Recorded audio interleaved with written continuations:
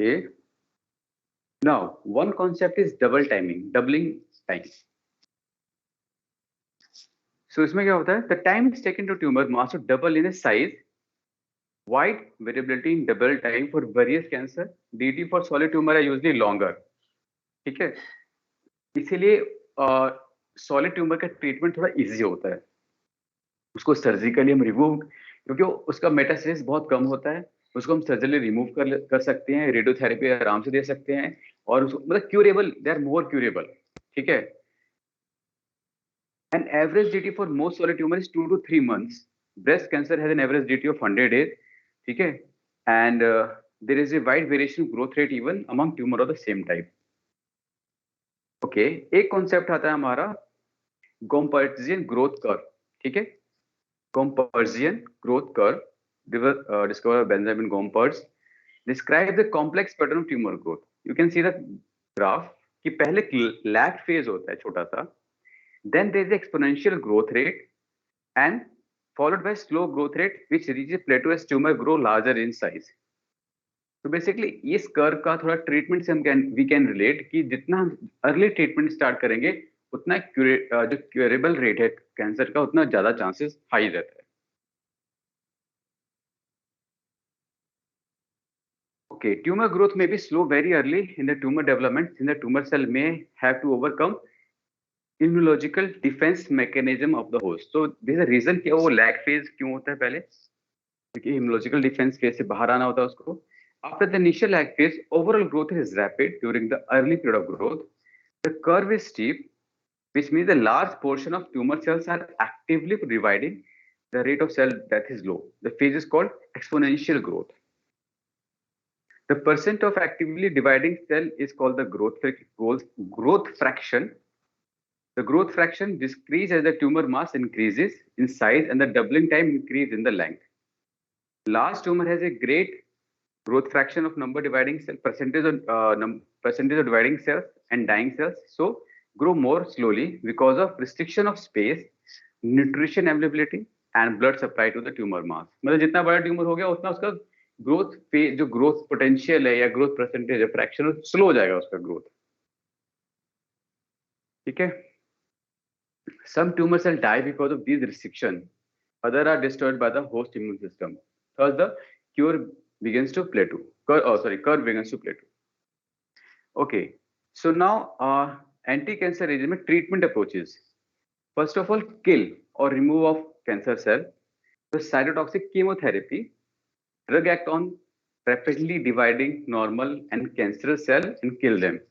First approach is kill them. ठीक है.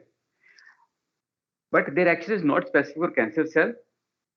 So इसलिए साइड इफेक्ट्स होते हैं बिकॉज नॉर्मल सेल पे भी काम करते हैं. Then second approach is surgery, radiotherapy. ठीक है. Targeted cytotoxic agents, antibodies linked to toxins. ठीक है.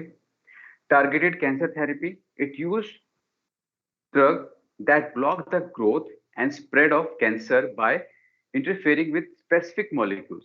तो molecular target. ठीक है. बेसिकली कैंसर सेल पे आप सीधा टारगेट करते हो, सेल के ऊपर टारगेट करते हो. ठीक है. तो इसमें basically target identify first and drugs are design to interact with that target. These are often cytostatic, block tumor cell proliferation. ठीक है. And small molecules which can over to kill to cell target located. Monoclonal antibody which are relatively large and act on the target cell surface. So ultimately we can now in next slide we can say the major modalities of cancer treatment in the refinement of the previous slides थोड़ा refine करके surgery, radiation, chemotherapy and combination therapies.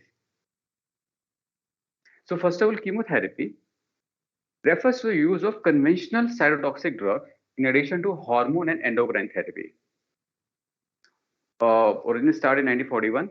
ठीक है. When Goodman and Gilman first administered nitrogen mustard to patient with the lymphoma.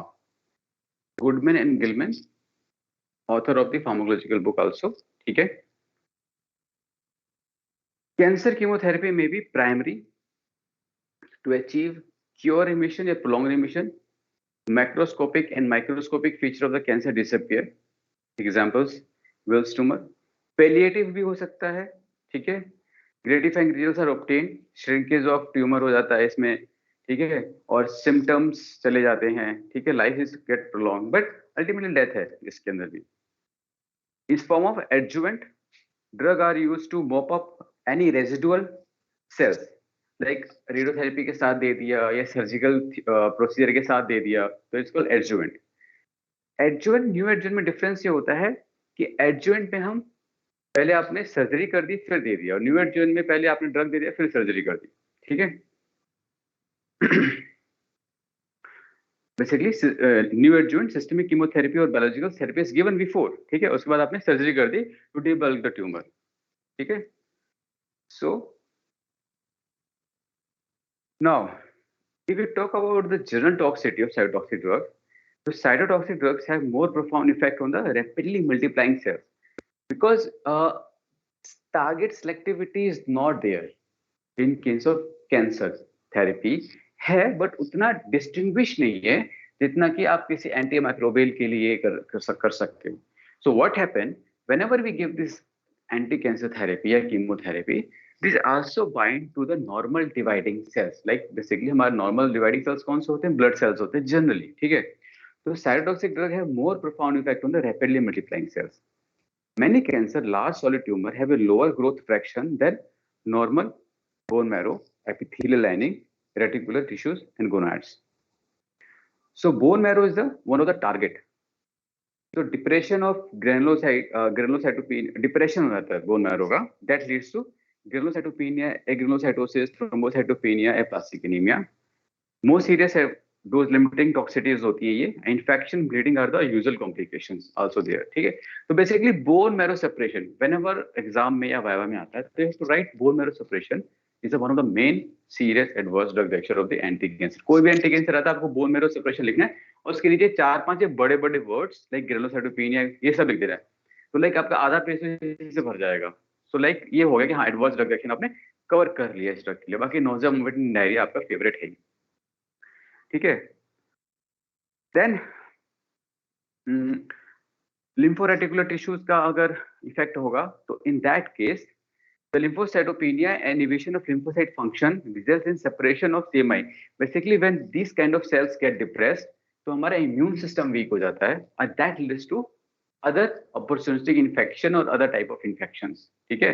तो susceptibility to all infections like opportunistic infection बढ़ जाएगा, ठीक है. For example fungi, ठीक है, वायरस और टॉक्सोप्लाज्म, मतलब ये kind of infection will get in chance get increase, ठीक है. ओके, सो ओरल कैविटी में स्टोमेटाइटिस बेसिकली एपिथेलियल लाइनिंग चला गया, ठीक है. Early manifestation of toxicity, neutropenia, depression of immunity, oral infection, ठीक है, लाइक कैंडिडा का फंजाई इन्फेक्शन हो सकता है. Thrombocytopenia, bleeding gums, thrombocytopenia leads to bleeding gums. Xerostomia due to the drug may cause rapid progression of dental caries. So oral cavity infections. GIT may cause diarrhea, shedding of mucosa leads to hemorrhage, occur due to decrease in the rate of renewal of mucosal lining. Epithelial cell lining चला गया, diarrhea हो जाएगा, वो भी bleeding वाला, ठीक है. Drug causing mucositis is bleomycin, actinomycin, danirubicin, doxorubicin, ठीक है, methotrexate. Nausea and vomiting. Direct stimulation of CTZ as well as generation of emetic impulse या mediator from the GIT. Skin alopecia, damage to the cells in hair follicles, dermatitis, gonads, inhibition of gonadal cells. Male में oligospermia, impotency. Females में inhibition of ovulation, amenorrhea. ठीक है. Basically आप हर system को involve कर सकते, मतलब इसमें एडवर्स रिएक्शन याद करने की जरूरत ही नहीं है. कोई भी सिस्टम लिखो, आप उसका एडवर्स इफेक्ट बता सकते हो, ठीक है. जीआईटी से लेके हार्ट में कार्डियोमायोपैथी हो सकता है. जीआईटी में डायरिया हो गया, गोनाड्स में सप्रेशन हो गया गोनाडल फंक्शंस का, ठीक है. स्किन में एलोपेशिया हो गया. फीटस डेथ, टेराटोजेनेसिस, म्यूटोजेनेसिस, कार्सिनोसिटी, hyperuricemia, ठीक है. I mean everything, every adverse effect you think of can occur in because of treatment. this kind of treatment. Okay, now let's move on. General principle of cancer chemotherapy. Okay, ये regions we have discussed कि क्या analogous with bacterial chemotherapy with two main differences. Bacterial metabolism differ markedly from that of host. Malignant cells are in fact host cells with deranged regulation of growth and differentiation. Selectivity is limited. Okay, already बता चुका हूँ. Infection. Infecting microorganisms are amenable to immunological and other host defense mechanisms. This is absent in case of cancer cell. Immune system kill कर सकता है microbes को, but cancer cell को identify करना ही मुश्किल है, वो होस्ट का ही पार्ट है, हमारा ही पार्ट है. A single clonological malignant cell produce progeny that can kill the host. To effect cure, all malignant cells must be killed or removed. Bacteria में ऐसा नहीं होता. बैक्टीरिया में आपने सबको किल कर दिया, जो थोड़े बहुत रह जाते हैं वो सप्रेस हो जाते हैं, ठीक है, या वो ओवर पावर हो जाते हैं नॉर्मल बैक्टीरिया फ्लोरा से, उनको न्यूट्रिशन नहीं मिलता. But in case of cancer cells we have to kill every cells, ठीक है. Survival time is regulated to number of cells that escape chemotherapeutic attack. Drugs kill cancer cells. This is about the chemotherapy. Drug kill cancer cells by first order kinetic. That is, a certain fraction of cells present are killed with a given dose rather than constant number of cells. ठीक है? This is log kill hypothesis कहते हैं. That is, certain fraction of cells are killed with a given dose rather than constant number of cells. ठीक है, मतलब 50% हर बार खत्म होगा, let's say. तो जितना है उसका 50%, फिर जितना बचेगा फिर उसका 50%, लाइक दैट प्रोपोर्शन में जाता है फर्स्ट ऑर्डर काइनेटिक के अकॉर्डिंग. सो ड्रग रेजिम और number of cycles of combined chemotherapy which can effectively alleviate large tumor burden may be curative when applied to minute residual tumor cell population after surgery or irradiation. This is the basis of combined modality approach. Basically वही adjuvant या new adjuvant वाली बात कि आपने पहले दे दिया और फिर रेडियोथेरेपी दे दिया, दैट इज न्यू एडजुवेंट. या एडजुवेंट केस में आपने सर्जरी कर दी, फिर बच्चे के ऊपर आपने कीमोथेरेपी दे दिया, तो ये क्यूरेटिव हो गया, ठीक है. Whenever possible, complete remission should be the goal of cancer chemotherapy. Obviously, drugs are often used in the maximum tolerated doses. A combination of 2 to 5 drugs is given in intermittent or pulse to achieve total tumor cell kill, giving time in between for normal cell to recover. ये important है कि why we use pulse therapy या intermittent therapy. ये cycle क्यों use करते हैं? तो that की जो साइकिल के बीच में गैप आता है, कीमोथेरेपी साइकिल्स होते हैं उनके बीच में जो गैप आता है, that is for the normal cell to get recovered. A combination, okay, drug which are effective, synergistic combination and rational sequence are devised by utilizing drug which are effective when used alone, drug with different mechanisms empirically by trial and error. Optimal schedules are mostly developed by this procedure. Drug with different mechanism of resistance and drug with non-synergistic biology. These are all the logical चीजें सारी जो आपको पता है. Anti microbial पे ही करते हैं, different mechanism की 2 ड्रग देनी है, एक लॉन्ग एक्टिंग शॉर्ट एक्टिंग भी दे सकते हो, एडवर्स इफेक्ट कम है किसी का, किसी ज्यादा वाले के साथ आप दे सकते हो, ठीक है. मतलब उनका toxicity pattern should be different कि ओवरलैप ना हो जाए, दोनों बोन मैरो डिप्रेशन करा रही है तो बहुत ज्यादा हो जाएगा, लाइक दैट. तो दिस इज लॉजिकल थिंकिंग कि आप डिफरेंट टाइप ऑफ ड्रग को कंबाइन करने की कोशिश करते हो सो दैट कि ज्यादा बेनिफिट हो और कम एडवर्स इफेक्ट हो. Okay, now this picture is given in almost every book. Tumor proliferation, एक G1 phase होता है, which is the synthetic interval. S phase होता है synthesis of DNA. G2 phase होता है post synthetic interval. M phase होता है mitosis और एक Z0 phase होता है जिसे resting phase, ठीक है. तो basically why this important, क्योंकि different drug कई बार different phases पैक कर दी हैं, ठीक है. और उसके और and that is again depend on type of cancer कि आप कौन से ड्रग किस कैंसर में यूज करोगे, बिकॉज कि वो पर्टिकुलर फेज पैक कर रही है. ओके, तो cell cycle basically G0 non proliferative phase होगा, ठीक है. रेस्टिंग फेज कह सकते हो. G1 is a proliferative phase, ठीक है. Cell determines its readiness to commit to DNA synthesis, then synthetic phase, then G2 phase, ठीक है.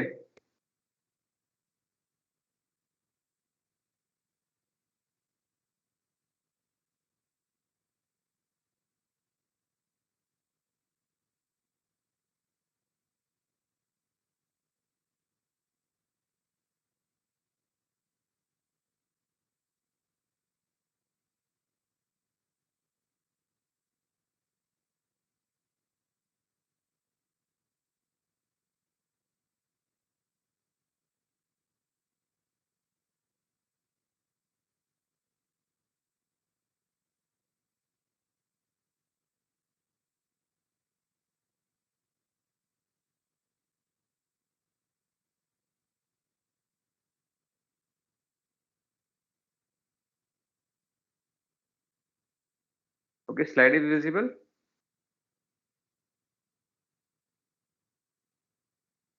Hello, am I audible to you, everybody? Yes, sir. Yes. And slide दिख रहा है सबको? Yes, sir. Yes, sir. Okay, good. तो we are on the cycle cell cycle phase, ठीक है? कि जो मैक्सिमम जो टाइम होता है, 40% in the G1 phase and the 39% around in S phase. This is that maximum drugs act on this generally on these phases. Okay.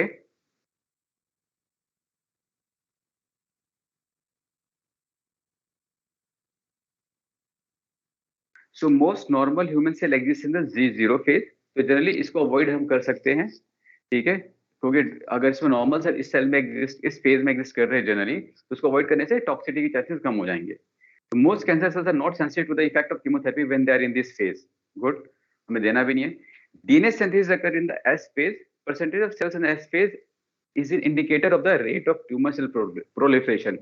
अगर tumour cell के maximum cell इस फेज में है, यानी कि वो बहुत ही हाईली प्रोलिफरेटिव फेज में है, यानी वो जो बीच का पार्ट है स्टीप पार्ट एक्सपोनेंशियल ग्रोथ का उसके अंदर है.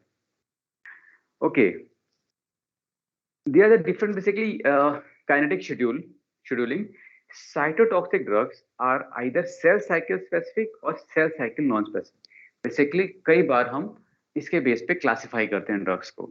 That's why it is we should know kinetic scheduling, cell cycle specific or non cell cycle, either cell cycle specific or cell cycle non specific. तो जो CCNS है, that is a non specific वाले हैं, kill resting as well as dividing cell. वो distinguish नहीं करेंगे, they will kill almost all cells. Example nitrogen mustard, cyclophosphamide, chlorambucil, ठीक है. तो बेसिकली इसका क्या प्रॉब्लम है कि एडवर्स इफेक्ट ज्यादा होंगे थोड़े, ठीक है. And cell cycle specific kill only actively dividing cells. their toxicity is generally expressed in XS phase. तो G1 की फेज में कौन एक्ट करेगा? विनब्लास्टिन. सिंथेटिक फेज में मेथोट्रेक्सेट, ठीक है, मैं एक नाम बता रहा हूँ. G2 में डेनोर्बिसिन, M में विनक्रिस्टिन, विनब्लास्टिन, ठीक है. सो सेल साइकिल स्पेसिफिक का हम एक स्पेसिफिक टारगेट कर सकते हैं कि इसमें प्रोलिफरेशन ज्यादा है, यहाँ पे आप कीमोथेरेपी यूज कर लो, ठीक है. थोड़ा हाईली एक्टिव ड्रग यूज कर लो जिसमें टॉक्सिसिटी ज्यादा भी हो सकती है, बट बाकी जो फेज के लिए हम थोड़ा दूसरा, तो combination therapy we can go कि इस फेज के लिए ये, उस फेज के लिए उसको कंबाइन करके दे सकते हैं, ठीक है. Resistance. Tumors often become resistant to any drug if underused repeatedly due to selection of less responsive cells. Such selection is favored if low dose of single drug use. Generally हम वही combination use करना है हमें to avoid resistance. Resistance के mechanism से mutation altering the target biomolecule, same mechanisms होते हैं जहाँ पे target है वो altered हो गया, ठीक है. वहाँ पे genetic mutation हो गया, अब वो sensitive नहीं रहा drug के लिए. Poor expression of MDR1 gene, concentration of P glycoprotein, influx transporter, basically drug को सेल से बाहर निकलने का मैकेनिज्म है वो ज्यादा एक्टिव हो गया या इंड्यूस हो गया, ठीक है. On the surface of cancers pumping out of the chemotherapeutic agents. और ये जस्ट ओनली फॉर कीमोथेरेपी नहीं है, ये आपने इन्फेक्शन वाले केस में भी पढ़ा है, ठीक है. उसमें भी इन्फ्लक्स या इफ्लक्स पंप्स होते हैं जो कि एंटी माइक्रोबियल एजेंट्स को बैक्टीरियल सेल से बाहर निकाल देते हैं. तो ऑलमोस्ट सेम मैकेनिज्म्स हैं. Now classifications. Drug acting directly on cells and drug altering in hormone milieu target cancer therapies. Okay, so this is the table form. Book में दिया हुआ है, बहुत बड़ा पूरा चैप्टर, पूरा एक पेज 2 पेज दिए हुए क्लासिफिकेशन के. Don't try to mug up, नहीं होगा याद, बट बेटर है कि ब्रॉड क्लासिफिकेशन कि हाँ ये ग्रुप सर, ये ग्रुप होता है, ये ग्रुप होता है, ये ग्रुप होता है, उसके एक एक एग्जाम्पल आप यू कैन याद कर सकते हो, ठीक है. ओके, सो लाइक एल्कलाइटिंग एजेंट्स होते हैं, ठीक है. तो एल्कलाइटिंग एजेंट्स में एक नाइट्रोजन मस्टर्ड, अब उसकी भी टाइप्स होते हैं बेसिकली. साइक्लोफॉस्फेमाइड, क्योंकि साइक्लोफॉस्फेमाइड आपको बहुत हर जगह मिलेगा, ऑलमोस्ट बहुत सारे रेजिम का पार्ट है, you can easily remember cyclophosphamide, ठीक है. और भी याद कर सकते हो तो अच्छी बात है. तो एल्कलाइटिंग एजेंट में हमारा साइक्लोफॉस्फेमाइड हो गया, ठीक है. उसके अलावा और भी ड्रग्स है लाइक बुसल्फेन है, पिकार्बाजीन है, प्रोकार्बाजीन है. तो साइक्लोफॉस्फेमाइड हो गया, क्लोराम्ब्यूसिल हो गया, ठीक है, बुसल्फान हो गया, डिकार्बाजीन हो गया, these are the parts of regimes. तो बेसिकली वो ड्रग याद करना ज्यादा अच्छा है जो कि किसी रेजीम्स के पार्ट हैं, ठीक है। उसके बाद हमारा प्लेटिनम कोऑर्डिनेशन कॉम्प्लेक्सेस हो गए। बेसिकली वो अल्कलाइटिंग एजेंट की तरह ही होते हैं, बस उनके अंदर एक ग्रुप चेंज कर दिया हमने, ठीक है। तो लाइक सिस प्लाटीन हो गया, ठीक है, ऑक्सिली प्लाटीन हो गया। Anti metabolites like folate antagonist, methotrexate, most important drug. Short note, explain why, या इसके यूजेस, डिफरेंट यूजेस हैं, ठीक है, इम्यूनोलॉजिकल कंडीशन में यूज होता है। So most methotrexate the most important drug, ठीक है। जनरली 50% चांस होता है कि यही ड्रग आएगा अगर एंटी कैंसर में से देना है तो। सो मेथोट्रेक्सेट हो गया। फोलेट, फोलेट में प्यूरिन में आपका 6 मरकेप्टोप्यूरिन हो गया, ठीक है। पैरामिडीन में आपका 5 फ्लोरोसिल हो गया, ठीक है। तो एंटी मेटाबोलाइट वाले थोड़ा ज्यादा इंपॉर्टेंट है, इजी टू रिमेंबर है, और ये यूज होते हैं ज्यादातर। Microtubule damaging agents, vinca alkaloid, vincristine, vinblastine. Taxanes में पैक्लेटेक्सेल। जनरली इनके ऊपर क्वेश्चंस नहीं आते, नाम ही काफी है इनका, याद रखना, वाइवा में काम आ जाता है, ठीक है। मतलब आई नेवर सीन की शॉर्ट नोट आ रहा है विनब्लास्टिन के ऊपर, विनक्रिस्टिन के ऊपर, जस्ट नाम पता होना चाहिए, that's it. So, similarly, under different drug classification, cytotoxic drugs, topoisomerase 2 inhibitor, ठीक है।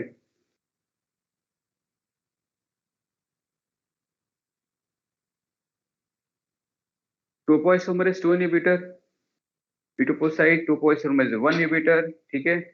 एंटीबायोटिक्स, एंटीबायोटिक्स में अलग से बारे में पूछ सकते हैं, अच्छा tell me the anti cancer drug which come under category of antibiotics, तो ये अलग से पूछा जा सकता है। एक्टिनोमाइसिन डी, डॉक्सोरुबिसिन, डेनोरुबिसिन, इनके ऊपर शॉर्ट नोट नहीं आता generally, but they are the part of regimes, so you should know this drugs. नाम पता होना चाहिए कि हाँ ये नाम कौन से रेजिम का ड्रग है और किस कैंसर के लिए यूज होता है, आगे बताऊंगा अभी। डोनोरुबिसिन, डॉक्सोरुबिसिन। मिसलेनियस में आपका हाइड्रोक्सीयूरिया हो गया। और targeted drug, basically they target particular enzyme और मेटाबोलाइट और particular gene. So like tyrosine kinase inhibitor में आपका इमेटिनिब हो गया, डेसिटिनिब हो गया। ईजीएफ रिसेप्टर या हर रिसेप्टर इनहिबिटर, जेफेटिनिब, ठीक है। Cetuximab, monoclonal antibody. Angiogenesis inhibitor, bevacizumab, sorafenib, protease inhibitor and CD20 inhibitor. Like तो मोनोक्लोनल एंटीबॉडीज वाले आ भी, मोनोक्लोनल एंटीबॉडी का लेक्चर अलग से होता है जनरली, और अगर एंटी कैंसर और मोनोक्लोनल एंटीबॉडी को एक साथ कंबाइन कर दे तो ज्यादा चांस है कि मोनोक्लोनल एंटीबॉडी पे शॉर्ट नोट आ जाता है, ठीक है। तो यू शुड नो कि वो तो कवर हो जाता है उसके अंदर एंटी कैंसर हमारा, ओके। एक इमेटोजेनिक पोटेंशियल के बेस पे भी हम क्लासिफाई करते हैं ड्रग्स को। तो हाईली इमेटोजेनिक जो ड्रग्स है वो हमारी सिस्प्लाटिन है, ठीक है, साइक्लोफॉस्फेमाइड है, एक्टोमाइसिन डी है, और जो सबसे माइल्ड इमेटोजेनिक्स में हमारा बिलियोमाइसिन है, क्लोराम्ब्यूसिल है, ठीक है, 5-फ्लोरोसिल है, मेथोट्रेक्सेट भी माइल्ड इमेटोजेनिक में आता है, ओके। हार्मोनल ड्रग्स भी हमारे पास हैं। सो ग्लूकोकॉर्टिकॉइड, प्रेडनिसोलोन, वो भी हम यूज करते हैं। सर्म, सेलेक्टिव एस्ट्रोजन रिसेप्टर मॉडिफायर या मॉड्यूलेटर, एमॉक्सिफेन, ठीक है।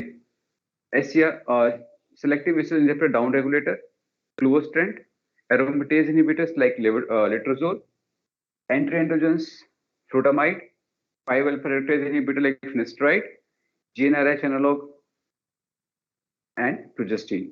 So hormonal agents we can use as an anti-cancer. So you can see that alkylating agents हैं, एंटीमाइक्रोबियल, एंटीबैक्टीरियल्स भी है, प्लेटिनम कंटेनिंग एजेंट्स हैं, हार्मोनल एजेंट्स हैं। तो you can remember by this broad categories, और उसमें एक एक एग्जांपल याद कर लो, दैट सिंपल, क्योंकि एटलीस्ट वाइवा में बोलने के लिए आपके पास इतना कंटेंट होना चाहिए, इफ एनीबॉडी गेट आस्क्ड, ठीक है। Depending on mechanism at cell level, same चीज है, फिर से आ रही है, ठीक है, कि एल्कलाइटिक एजेंट्स हो गए, एंटी मेटाबोलाइट हो गए, एंटीबायोटिक्स हो गए, ठीक है, एंजाइम्स हो गए, और फिर बाय हार्मोनल मैकेनिज्म्स हो गए लाइक कॉर्टिकोस्टेरॉइड, तो द सेम थिंग, ठीक है। Again the drug acting directly on the cell, same thing है कि एल्कलाइटिक एजेंट्स है, एंटी मेटाबोलाइट्स है, टोपोआइसोमरेज 2 है, टोपोआइसोमरेज 1 इनहिबिटर है, रिपीटिशन ऑफ स्लाइड्स है, influence hormone homeostasis same thing है, ग्लूकोकोर्टिकॉइड ड्रग जो हमने अभी बात किया, एरोमेटेज इनहिबिटर। तो ये द सेम थिंग कि डिफरेंट ब्रॉड क्लासिफिकेशन में आपको एक नाम याद कर लेना है, it is sufficient. Now this is important, ठीक है, कि when there is a palliative chemotherapy, when there is a curative chemotherapy combination, when there is a curative chemotherapy, basically जो आपको number of cancer cell दिख रहा है log, there is 10:0, 10:12, so 10:10 एक limit होता है जहां उसके बाद सिम्टम्स आने लगते हैं। Before that there is no symptom, if you able to diagnose before that, so we can cure it, we can directly give a surgery and then chemotherapy, or we can cure by surgery or we can cure by chemotherapy। अगर दोनों को use कर रहे हैं तो adjuvant हो गया, new adjuvant और एडजुवेंट, ठीक है।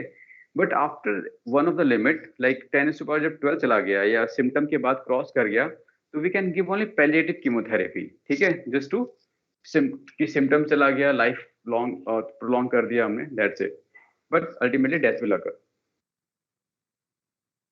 Now, these are the different drugs with their different targets. ठीक है? So, purine, this is the normal part कि purine synthesis, pyrimidine synthesis हमारा ribonucleotide बना, and deoxyribonucleotide बना, then DNA, then RNA, and different proteins.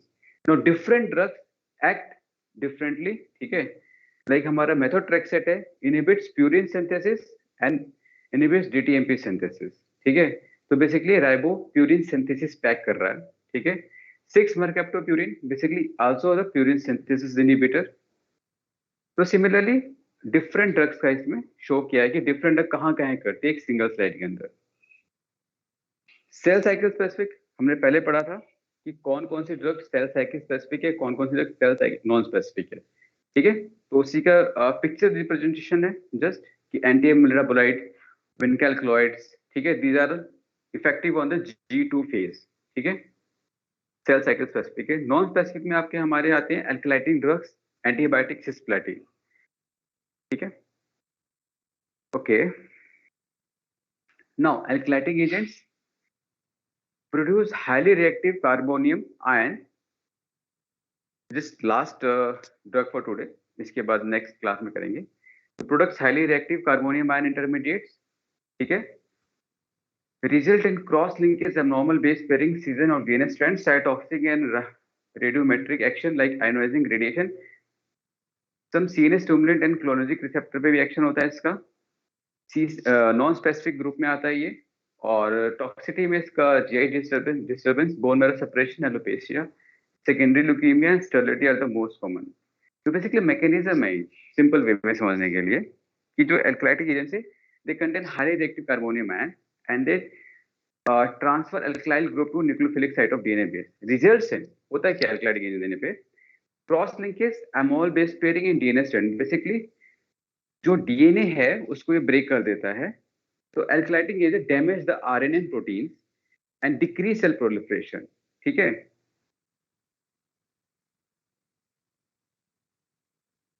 तो by forming the covalent bond with the cellular constituents ये break in DNA कर देता है, और जो न्यूक्लियोफिलिक सब्सटेंस है लाइक सल्फाइल ग्रुप या hydroxyl group, now they are not available for metabolic reactions, ठीक है, और एंजाइम एंड डीएनए को भी ब्रेक कर देता है।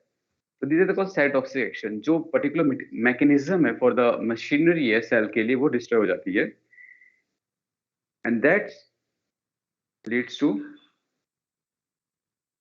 Destruction of all the material. Strong electrophile होता है, bind base pair, form DNA adducts, DNA strand breaks and apoptosis occur. तो बेसिकली जब एंजाइम्स, आरएनए, डीएनए सब ब्रेक हो जाएगा तो अल्टीमेटली उन मटेरियल का एपोप्टोसिस स्टार्ट हो जाएगा, ठीक है, and by this way it inhibits. But again because क्योंकि इटसेल्फ ये डीएनए डैमेज कर रहा है, तो नॉर्मल केसेस में क्या करेगा, ये नॉर्मल सेल्स में भी डीएनए डैमेज कर सकता है because of that bone marrow separation या जीआई डिस्ट्रेस या डायरिया, दैट इज ब्लीडिंग होगा उसके अंदर, ठीक है, and also induce mutation leading to secondary carcinomas like leukaemias, ठीक है। ये एग्जांपल दिया हुआ है कि when the first time it use mustard gas, ठीक है, वर्ल्ड वॉर 2 में यूज हुआ था इसका। So these are the first nitrogen mustard. कोई ज्यादा इंपॉर्टेंस नहीं है इसका. So with that we can say that कि after the alkylating agents, तो alkylating agent में फिर उस कार्बोनियम आयन की जगह हमने प्लेटिनम लगा दिया, तो cisplatin, they also act by the same mechanism, that why उनकी टॉक्सिटी भी ज्यादा ही होती है. ठीक है, वो भी अल्कलाइजेशन ही करते हैं, but because they have platinum, तो थोड़ा स्पेसिफिक हो जाता है उनका एक्शन. ठीक है, okay, so that's enough for today I think. So who is CR?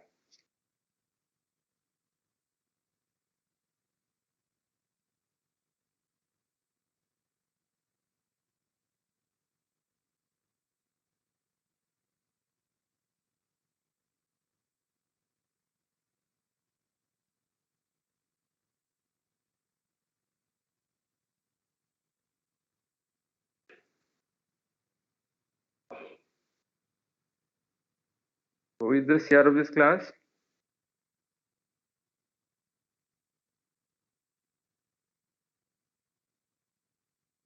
Am I audible?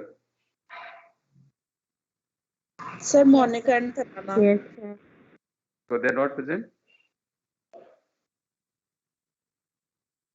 Okay, don't worry. So one of you kindly take the picture of attendance, because I'm taking lecture on phone, so I'm not able to do it. So kindly one of you who will take picture and send me on my mail ID. I will send my mail ID in chat box.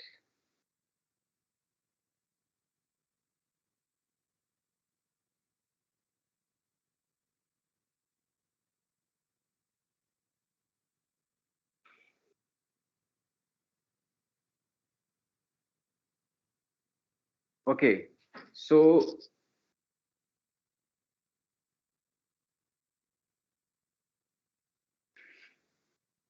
anybody जो CR के बाद कौन है यहाँ पे? कोई है?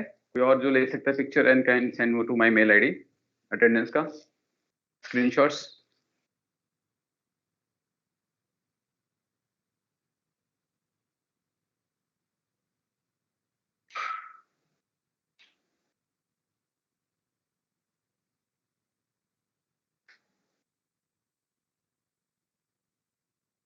Okay.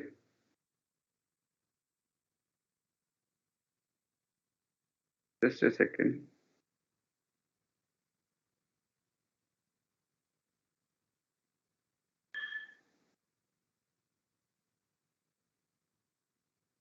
Just a second, I'm taking.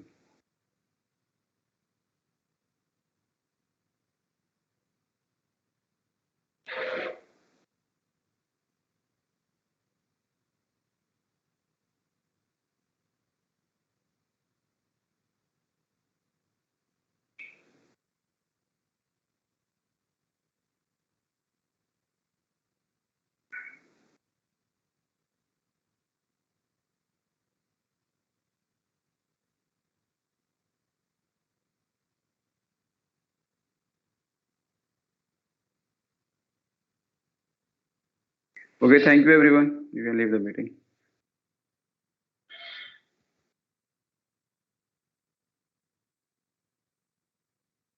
Thank you, sir. Thank you, sir. Thank you, sir. Thank you, sir.